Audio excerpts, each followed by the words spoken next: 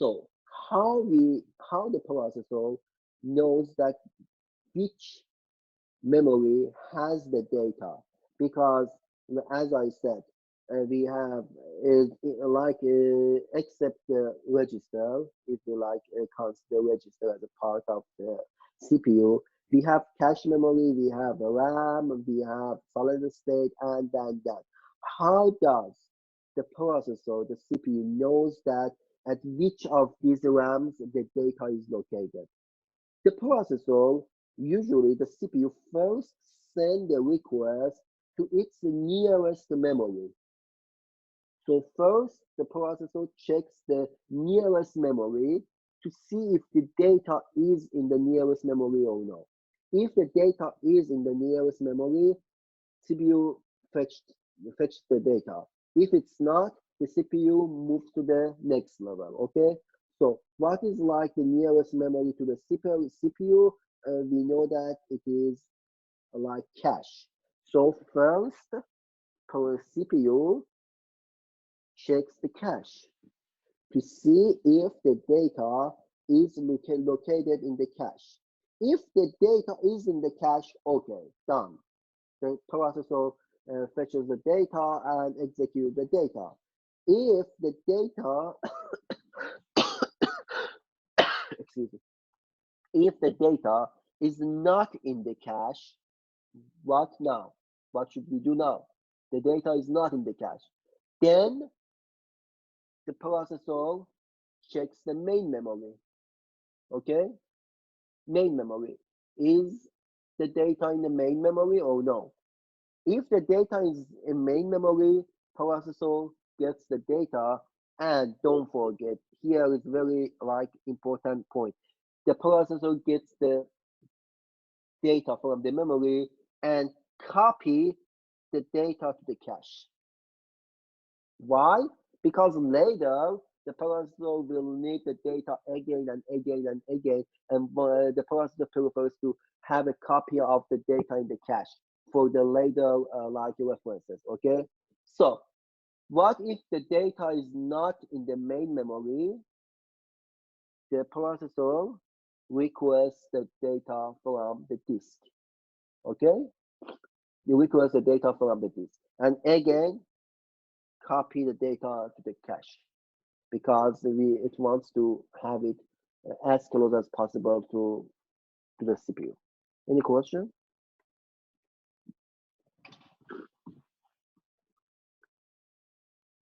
Okay, good.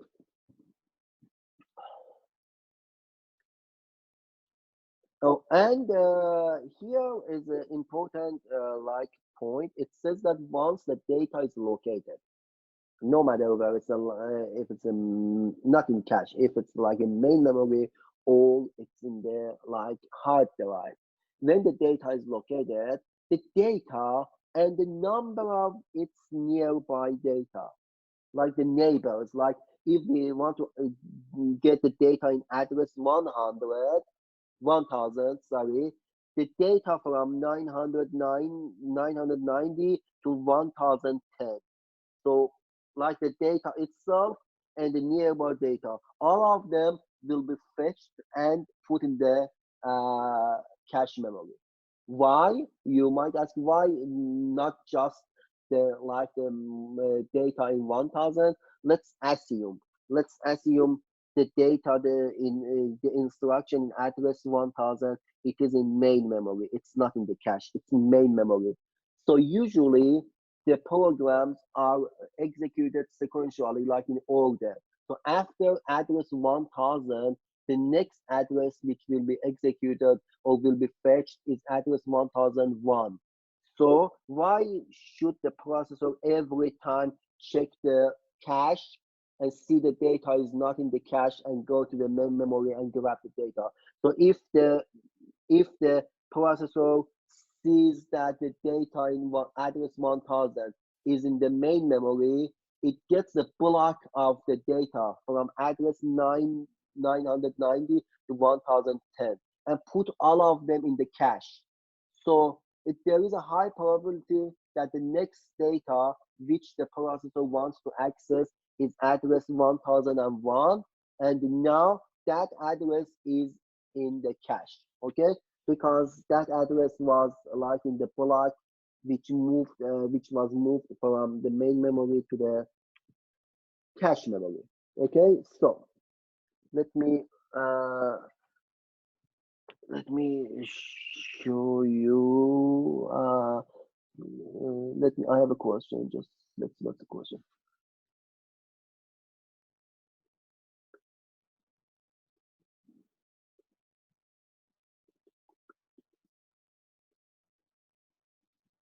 So the main assigns addresses to the data copied to the cache. Yes, and the like addresses and the data in those addresses. Let me just try to let me see if I can open my not this one. Just give me a second. Okay, let me see if I have my OneNote. Let me show you.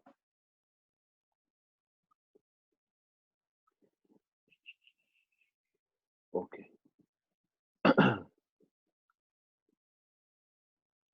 Okay.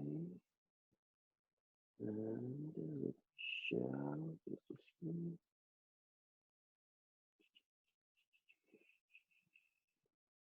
Share OneNote. Okay. Okay, now we have this page. Okay, so let me just show you how does it work. Let's say here is CPU. Here is cache.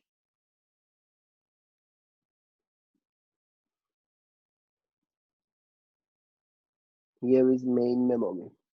Okay, and we have like some instructions in the main memory. Load, X, store, Y, add, Z, jump, W. We have like some instructions, and they are in different addresses, like address 1000, 1001, 1002, 1003, 1004.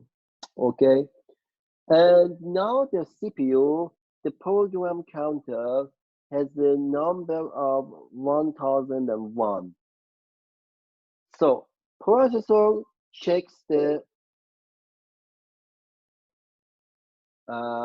cache. The data in address 1001, it's not in the cache.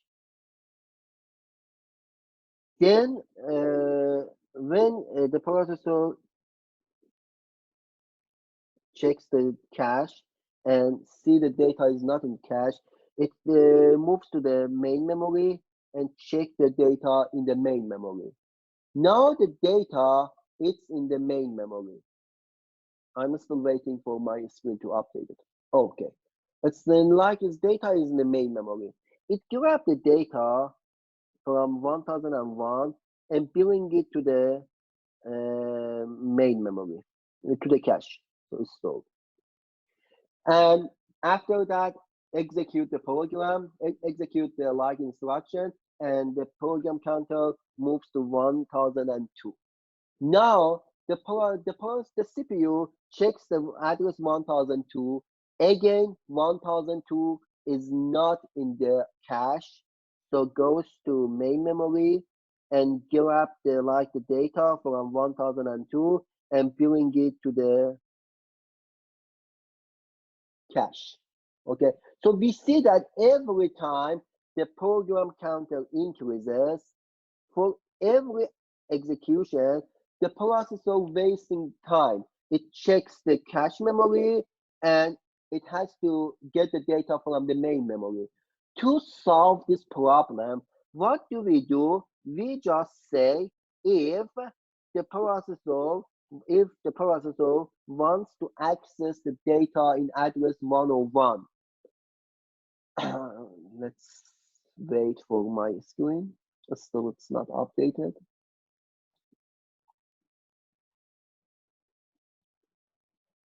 Okay, so The processor says, okay, if I need the data in address 1001, the data is not in the is not in the cache. So it goes to main memory and found the data in the main memory. Now, oh, I lost the connection. You guys, you don't see my screen, is it right?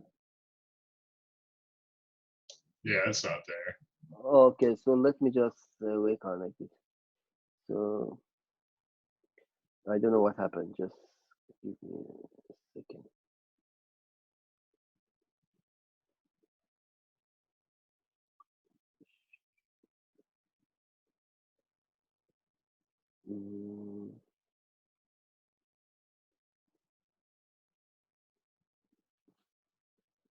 Okay, share. Okay, we got it.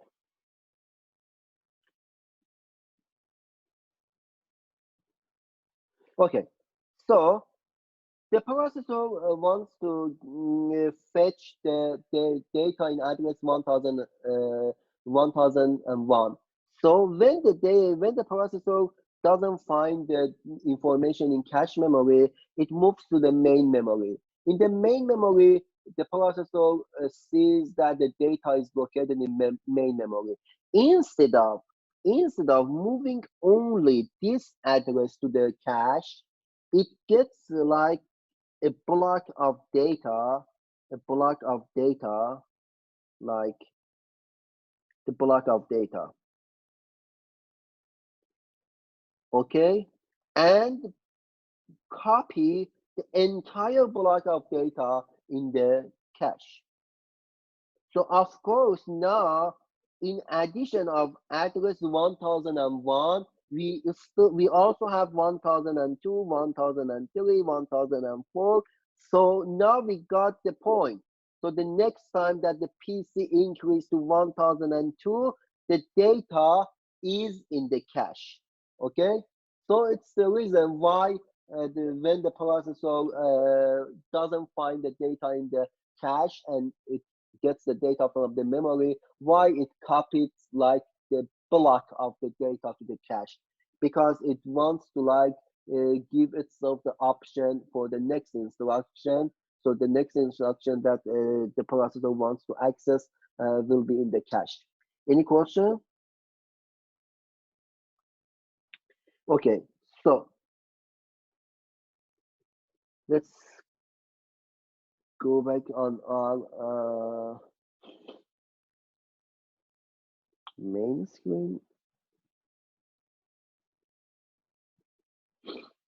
Okay, so it's the reason. So it's the reason why it says that the data and the number of its nearby data, because those data will be accessed soon by the processor.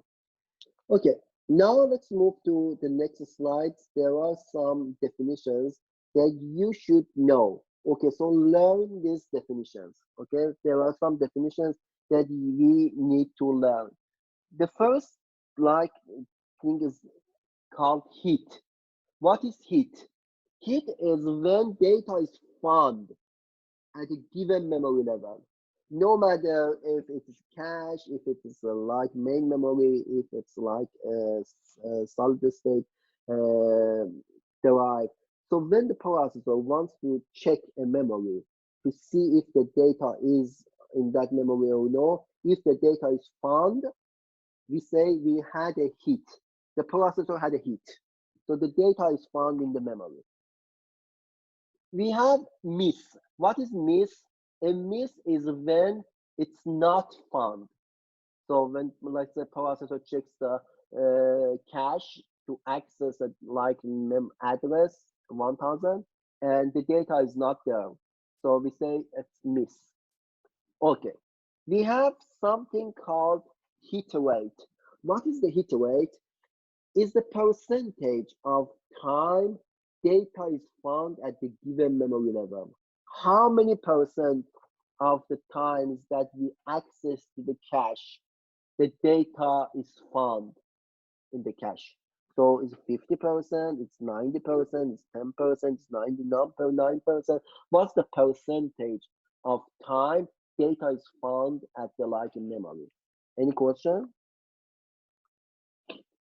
What is miss rate?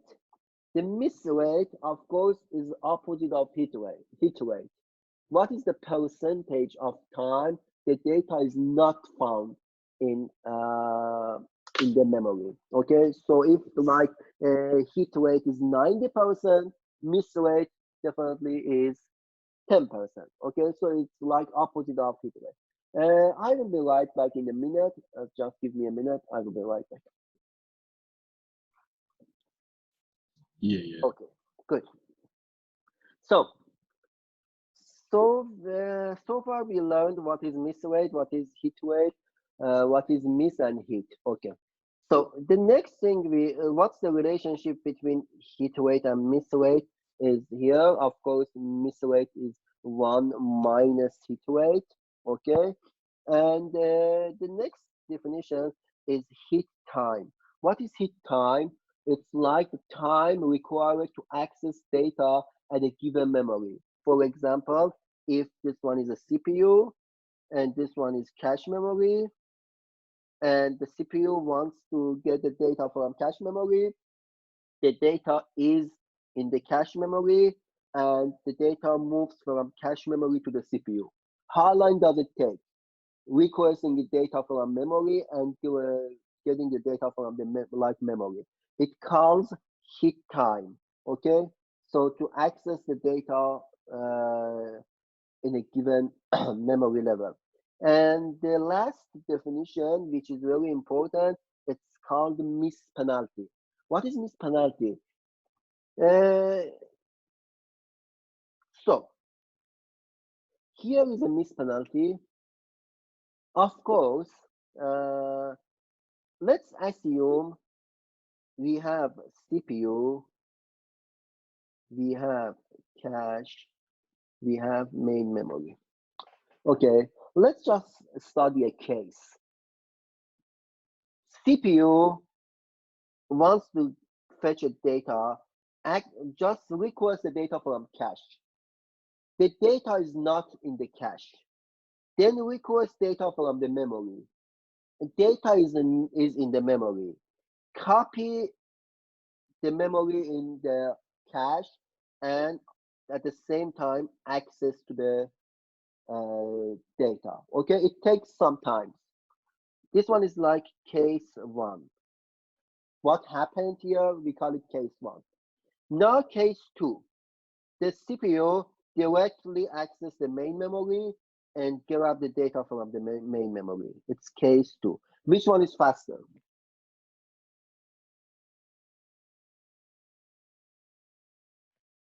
Answers, right?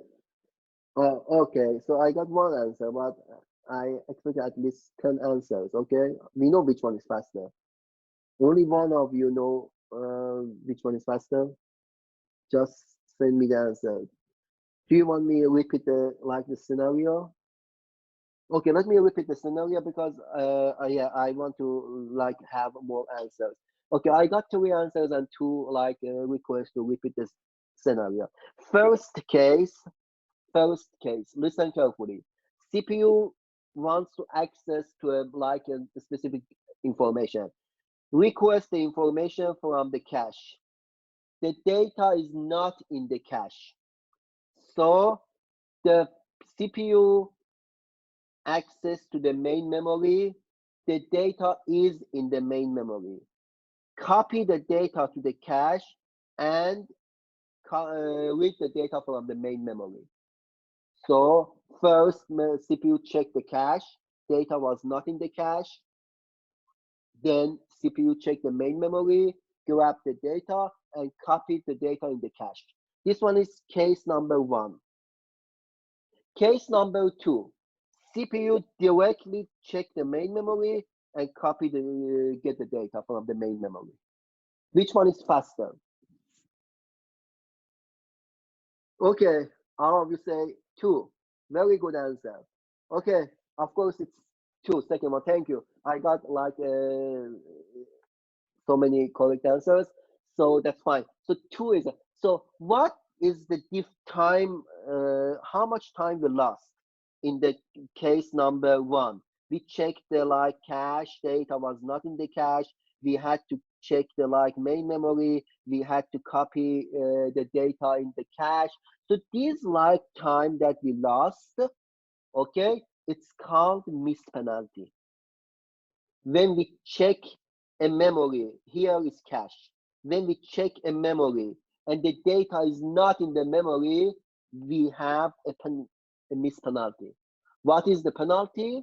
The penalty is the time required to process a miss, including the time that it takes to replace a block of the memory plus the time it takes to deliver the data to the processor. All of them is considered as miss penalty. So we don't like to have too many miss penalty because it's very like big penalty. Okay, so we don't like it. We try to keep all miss penalties as low as possible because every time we have a miss, we need to like check 2 memories instead of 1 memory. Okay, the first memory doesn't have the data. We need to go to the second memory, slower memory, check the data, grab the data, and copy a block of that data to the cache memory. And we like losing lots of time. Okay, so it's called miss penalty. Is it clear for all of you what does miss penalty mean? Okay, so I want to make sure that you all got the point. What is miss penalty? It's the time we're losing. We checked, data is not there. We missed the time. We check the second memory, data is there. We copy the data from second one to first one. It's like penalty. And all of them like are the time that we're missing. Okay, so that's it. Any question?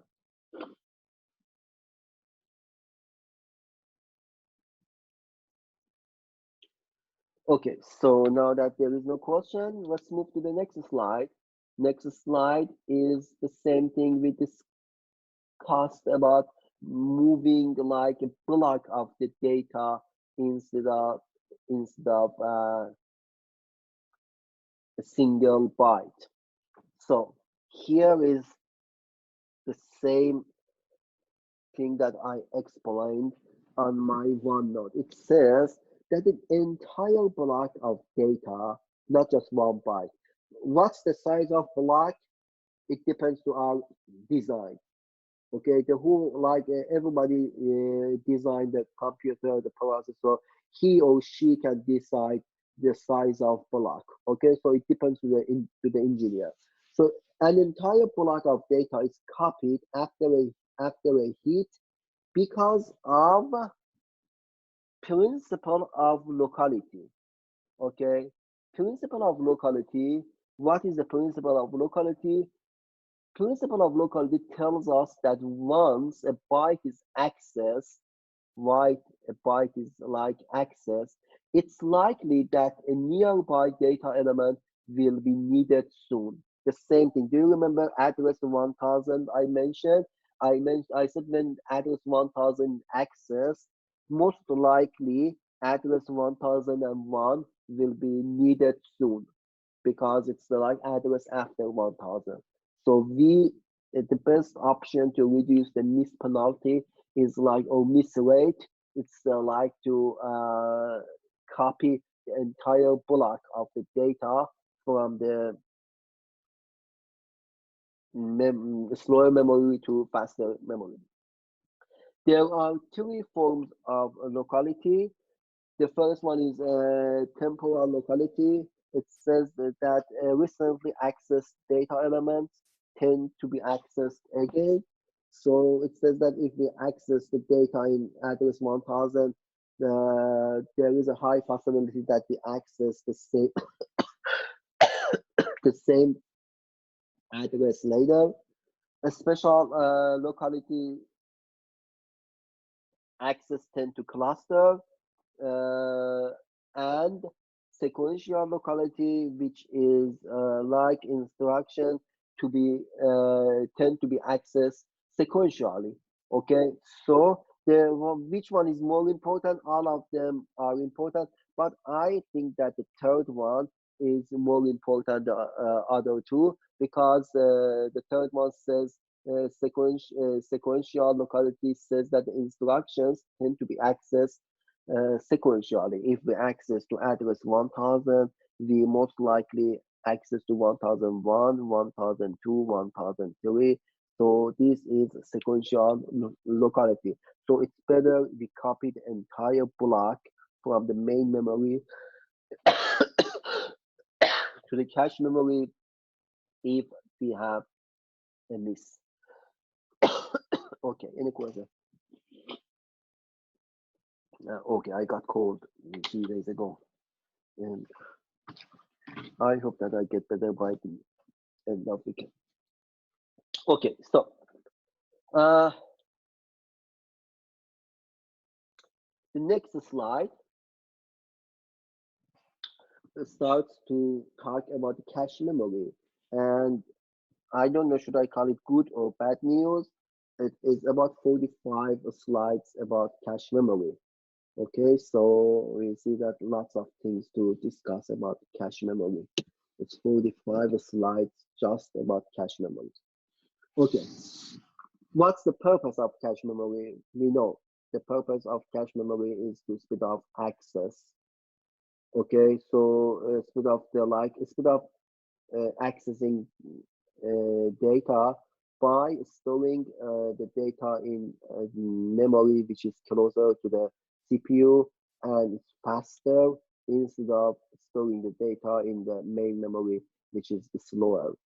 Okay, and so still, although that the cache is smaller than main memory, let's say the main memory could be 10,000 times, maybe 1 million times bigger than main memory, 1 million times bigger than cache memory. So why should we use cache memory, such a small memory? But the point is because the access time of the cache memory is just a fraction of that of the main memory. It gives us a very good advantage. Okay, so we can access the data very, very fast by using by using the cache memory. Okay.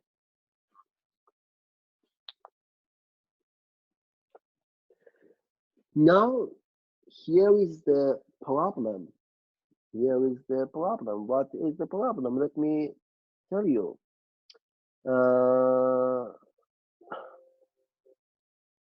If let me share my OneNote.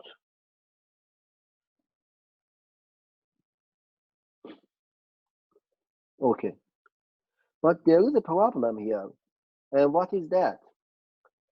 Let's say the size of this memory, main memory, is 4 kilobyte, 4 kilobyte, and the size of cache memory, let's say, is like 128 bytes. Okay, so how we are supposed to store all this data in the cache memory? Of course, it's not possible. That's fine. We know that. But what about the addressing? If I want to access the data at this location X and this location Y, okay, in this big memory, how can I access those memories in this small cache memory? What about the addressing, like the data in a small memory, when we want to copy the data of big memory? I got an answer to my question that one of you said we can save the address. That's fine. Yeah, exactly. It's the same thing we do. Thanks for your answer. So how we can, like, in addition of how we can just make sure that all this data can be accessible by can be accessed by this small memory. Here we need to learn something called memory mapping. Okay, memory mapping. How we are going to map a big memory in a small memory. How we are going to do that? How we are going to map a big memory in a small memory? So we have different type of memory mappings. So let's go ahead and see a few of them. Okay, so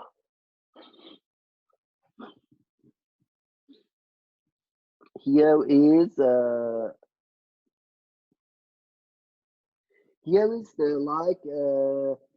different mappings. The simplest cache mapping, we have different type of mapping systems.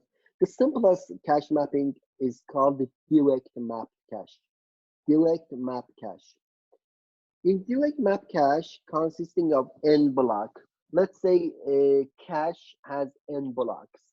Okay, if we have a cache with the size of n block, block X of main memory will be mapped to block Y, which is X module N. We know what's X module N. How many of you can tell me what is 5 module 2 is equal to what? So like, I want to see if you know the answer. I just got one answer. Still I need more. 2, very good, 3.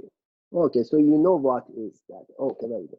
So we divided, and what is the remainder is called like 5 module 2 is called like modulate. Okay, so if we have 10 blocks of cache, 10 blocks of cache, block 7 of the main of the cache, block 7 of the cache can hold blocks 7, 17, 27, 37, 47, 57 of the main memory. Because if we calculate the modulator of any of these numbers by 10, okay, it's equal to 7. Is it clear? So if we have 5 blocks in the cache, and we want to access the address 12, block 12. Okay, block 12 of main memory will be copied to which block in the cache with 5 blocks? 12 divided by 5, the remainder is 2. So block 12 of the main memory will be mapped to block 2 of the cache memory. Okay, so this one is like the method we store, we map main memory to cache in the direct map method. Here you see a figure that it make it like easier to understand. It says that we have a cache memory with 4 blocks. Okay, we cache memory with 4 blocks, and block X of main memory will be mapped to block Y of the cache. So block 0 of the main memory will be copied to block 0 of the cache, block 1 to block 1, 2 to 2, 3 to 2, and block 4 of the main memory will be mapped to block 0. Block 5 will be mapped to block 1. Block 7 will be mapped to block 3, and so on. Okay, it's the way we block the we map the main memory to cache. By the way, one thing before we move to the next slide and discuss it in more detail, one thing I want to make sure we should notice: the cache memory has 4 blocks. 4 blocks. So how many like addresses we need to address 4 blocks? We need 2 bits. Okay, to address 4 blocks. But main memory has 8 blocks. How many bits we need to address 8 blocks? We need 3 bits. Okay, we will like figure it out how to deal with these numbers. But just for now, remember that the address lines for the main memory should be larger than the address line for the cache memory, because cache memory is smaller than main memory. Any question? Okay, so here is a larger example. Okay, I like this example. It's like the size of the cache memory is 4 block, and the size of main memory is 16 blocks. So you see that block number 0, block number 4, block number 8, and block number 12. All of them are mapped to block number 0. Okay, and block number 1, 5, 9, and 13 will be mapped to block number 1, and then. But still, I have a question. We need to figure it out later. If any of this, why I say 0, block number 0, block number 4, block number 8, and block number